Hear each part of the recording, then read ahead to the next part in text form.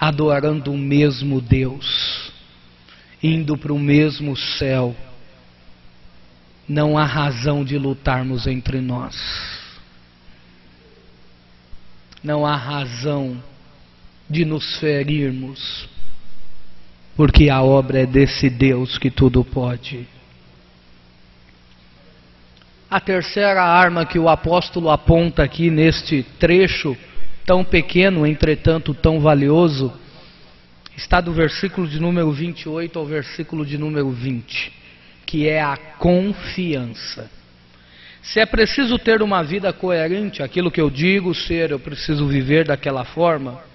Se é preciso entender que tem que haver cooperação, a confiança em Deus é uma das armas essenciais. Nós não precisamos temer o nosso inimigo. Não. E Paulo diz isso logo no início do versículo de número 28, àqueles que o diabo estava usando contra o Evangelho. Quando ele diz, e em nada vos espanteis. Não é preciso nos espantarmos contra as astutas ciladas do diabo. Não é preciso temê-lo. É preciso confiar nesse Deus que é maior, que está conosco. Você pode entrar em qualquer projeto na obra de Deus que seja para a sua glória, que esteja baseado na sua palavra. Você pode entrar tranquilo para apoiar e investir a sua vida. Sabe por quê? Porque a obra é de Deus e sempre vai dar certo. A obra de Deus nunca vai andar para trás. Porque a obra é dele, a igreja é dele. Nesses quase 2000 anos de história, impérios se levantaram e impérios foram derrotados. Mas a igreja continua aí de pé, porque a obra é de Jesus Cristo. Houve momentos na história da igreja que você estudando, quando você enxerga, olha tudo que estava acontecendo na igreja, você põe a mão na cabeça e diz, meu Deus, isto é a sua igreja? Mesmo com todas as falhas, ainda havia lá, dentro da igreja, pessoas fiéis ao Senhor. E em cada tempo, Deus levantava alguém. A igreja resistiu, porque o Deus da igreja é um Deus vivo. Toda vez que eu me lembro disso, é impossível não repetir aquilo que já disse aos irmãos. Como é espantoso ver o Império Romano, com todas as suas técnicas, com toda a sua pompa, com toda a sua glória, ir contra um bando de pescadores, órfãos e viúvas, e não conseguir destruí-los. Sabe por quê?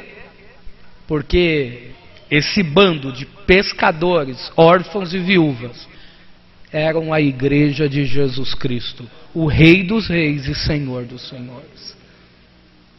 Você então, em cada projeto que for chamado para atuar na igreja, se for para a glória de Deus, pode ir sossegado, porque a obra de Deus sempre vence.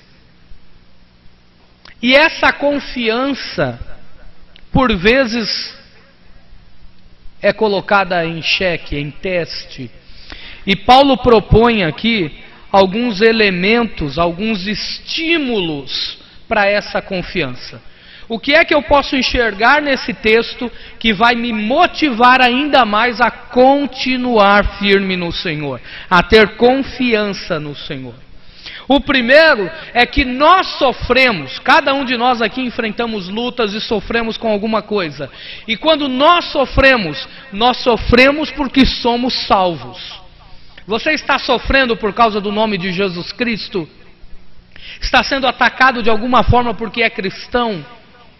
Está padecendo de alguma forma para se manter fiel ao Senhor? Seja sofrendo dano financeiro, seja sofrendo dano em tempo, ou mesmo sendo envergonhado por alguém, por algum motivo que seja o de Cristo. fique tranquilo, você está sofrendo porque já é salvo. Não para ser salvo, porque Paulo deixa bem claro isso no versículo de número 28. Olhem só o que ele diz. E em nada vos espantei dos que resistem, o que para eles na verdade é indício de perdição. As pessoas que olhavam para os cristãos na época da igreja primitiva aqui, na época de Paulo, nós estamos falando de uma igreja do primeiro século que tem o Império Romano contra ela.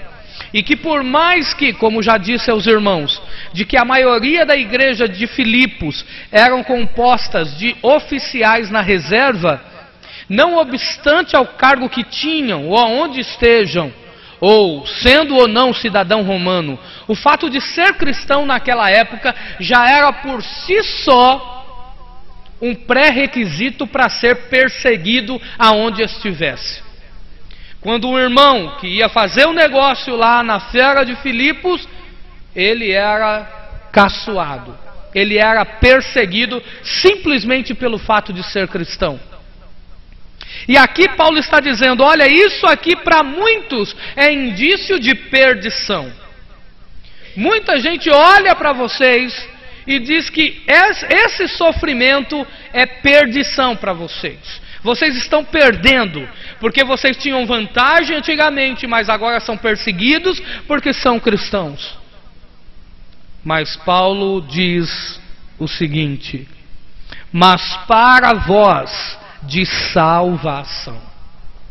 Quando olhamos para as nossas perseguições, quando olhamos para as injúrias por causa do Evangelho, para qualquer piadinha que nos soltam na hora do serviço, na rua, quando estamos com a Bíblia, em qualquer lugar que formos, devemos estar contentes, porque estamos sofrendo porque fomos salvos por Jesus Cristo. E ele termina o versículo dizendo, e isto de Deus, essa salvação é de Deus, não porque estamos sofrendo. Ninguém sofre para ser salvo, nós sofremos porque já somos salvos. Então o primeiro estímulo é que estamos sofrendo quando sofremos pela causa de Cristo. Aqui é preciso explicar muito bem. Senão qualquer luta que passarmos, a gente vai achar que é por causa de Jesus. Nem sempre é por causa de Jesus. Às vezes estamos sofrendo porque nós buscamos a luta, porque nós estamos errados. Agora, quando for por causa do Evangelho, agora quando a perseguição for por causa do nome de Jesus, glorifique a Deus, porque estamos sendo perseguidos, estamos sofrendo porque somos salvos. O segundo estímulo que Paulo aponta está no versículo de número 29. Nós sofremos por Jesus Cristo. Jesus nunca prometeu vida boa para ninguém. Um dos maiores erros na vida cristã é quando um novo convertido é levado ao pensamento de que ao aceitar Jesus, seus problemas acabaram. São as maiores frustrações que acontecem na vida de alguém, é achar que quando aceita Cristo, seus problemas acabaram. As suas dívidas vão ser pagas pela igreja, as suas doenças vão sumir do seu corpo, toda a sua família vai estar em harmonia, tudo vai andar ao seu favor. A maior ilusão é achar ou ensinar isso. Tanto que me preocupo com o slogan de uma igreja por aí, que é pare de sofrer.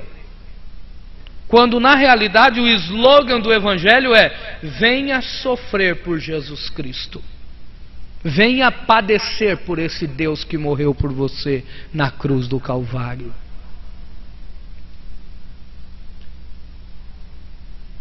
Olhem o que diz o verso 29. Porque a vós vos foi concedido. É interessante essa expressão. Porque Paulo está falando de uma coisa como se fosse um presente. Essa expressão ele utiliza em outras passagens que ele fala, por exemplo, do dom de Deus, da graça de Deus, do poder de Deus. Ele fala como uma dádiva, a vós foi concedido. Mas aqui, olha o que ele diz depois. Ele começa a expressão dizendo que isso é um presente de Deus, que Deus está dando esse privilégio para nós. Qual é o privilégio? Em relação a Cristo, não somente de crer nele, como também padecer por ele. Qual é um estímulo para que a nossa confiança permaneça firme em Cristo Jesus? É porque nós fomos chamados para sofrer por Ele. O cristão deve estar contente, porque foi chamado para sofrer por ninguém menos do que por Jesus Cristo, aquele que morreu na cruz do Calvário por nós. Se nós estamos sofrendo por Ele, isso deve nos estimular a permanecer fiéis ao Senhor. E isso nós podemos ver nos mártires da igreja. Por exemplo, com Pedro, quando chamado a ser crucificado, disse: eu me recuso em ser crucificado dessa forma, porque o meu mestre foi assim. Então o crucificaram de cabeça para baixo. Ou como Policarpo, depois dos seus 86 anos, quando foi indagado pela última vez, amarrado na fogueira, perto de acendê-la, com todos os paus, com todos os gravetos embaixo, e com líquido inflamado já jogado em seu corpo e nas madeiras. E quando indagado pela última vez se ele negava Jesus ou morreria por Jesus, ele disse: acende logo esse fogo, para que mais depressa eu veja o meu rei na sua glória. Ele entendia como uma dádiva sofrer por Jesus Cristo. Ou como Estevão, que enquanto recebia as pedradas, não conseguia enxergar ninguém mais, a não ser o seu rei sentado à destra de Deus. É preciso despertar essa chama no nosso coração, a chama de estarmos dispostos em sacrificar os nossos corpos para a glória de Deus. Eu me lembro que quando jovem vi muitos rapazes e moças fazer aquilo, e eu também fiz muitas vezes, em ir para a vigília do sábado para o domingo, ir direto para a consagração, ficar na escola bíblica dominical, ficar no ensaio, ir para casa, almoçar e voltar para o evangelismo. E quando perguntados pelos irmãos: vocês não vão dormir? Não, a gente dorme amanhã. O importante é servir ao Senhor e adorar a Jesus. Mas hoje nós já não estamos mais dispostos deste jeito para Cristo. Nós já não queremos mais sacrificar a nossa carne para o Senhor. Hoje nós não encontraremos do lado de fora um leão a ponto de nos morder, de nos comer vivo, para dizermos se somos cristãos ou não. Não terá um policial militar na esquina com um revólver na sua cabeça dizendo: nega Jesus ou você morre agora. Não, nós não encontraremos. Dificilmente isso acontecerá nos nossos tempos. E por mais facilidade que temos, menos ânimos temos na obra de Deus. Mais reclamamos de tantos cultos durante a semana, da hora do culto que passou 10 minutos e eu preciso ir para casa dormir? Não. Assistir os gols do Fantástico, qualquer outra coisa, menos chegar em casa e dormir.